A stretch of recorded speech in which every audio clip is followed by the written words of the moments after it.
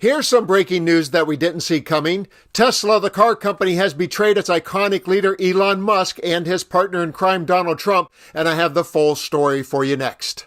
I will share exactly what Tesla did in opposition to its CEO in just a minute, but first I want to share the latest news about Tesla, and it is not pretty. The once darling car that everyone wanted to own and be seen in has become the symbol for everything that is wrong with our corrupt administration and, for some, a convenient target for destructive protest. The montage I've compiled for you begins with a very prominent Democrat expressing his regret for owning a Tesla, and it ends with the most prominent Republican of them all glorifying the brand, and in between are images and emotions that signals continued doom for the car company.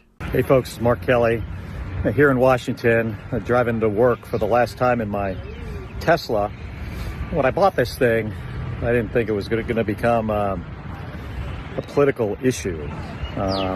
Every time I get in this car in the last 60 days or so, it reminds me of just how much damage Elon Musk and Donald Trump is doing to our country. Talking about slashing Social Security, cutting healthcare benefits for poor people, for seniors. It's one bad thing after the next. He's firing veterans. I'm a veteran, so I have a really hard time driving around in this thing. So I think it's time for an upgrade today. So this is going to be my last trip in this car. There are some things I really liked about it. There are things I didn't like about it, but that doesn't matter. What matters is, doing the right thing. I think it's time to get rid of it. Elon Musk kind of turned out to be an asshole, and I don't want to be driving the car built and designed by an asshole. So, looking forward to my new ride. Well, I'm going to buy, and I just want people to know that you can't be penalized for being a patriot, and he's a great patriot. And he's also done an incredible job with Tesla, and I mean, nobody else has a car company started up in the last 30 years that's been successful. I don't think so. And not only successful, but super successful. And because he's able to find billions and billions and billions of dollars of fraud and waste and all of the things. I mean, our country is going to be very strong very soon because of a lot of the things that he's done and a lot of the things that I'm doing. And there's no better team, but there's no better for what we're doing. There's nobody like this, and he shouldn't be penalized. And when I watched the other day, I said, I can't believe it. It should be the opposite.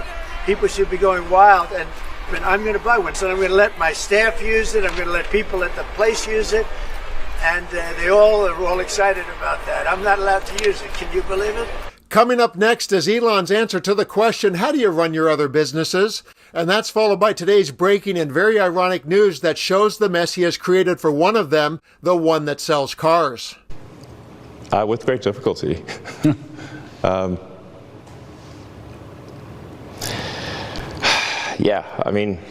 Tesla has warned Donald Trump that it faces danger from retaliatory tariffs.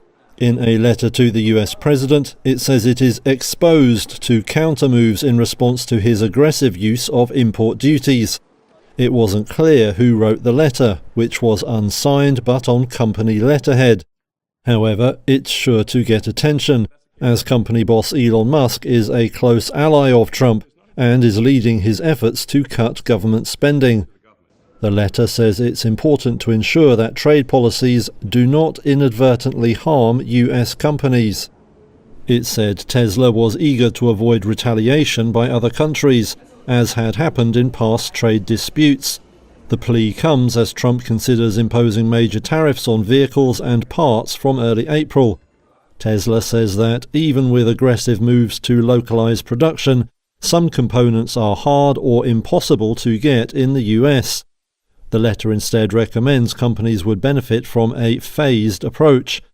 Tesla didn't respond to a request for comment on the letter. The company may already be suffering, with sales plummeting in regions including Europe. Analysts say some consumers may be put off by Musk's close association with Trump and his involvement in far-right politics in countries including Germany.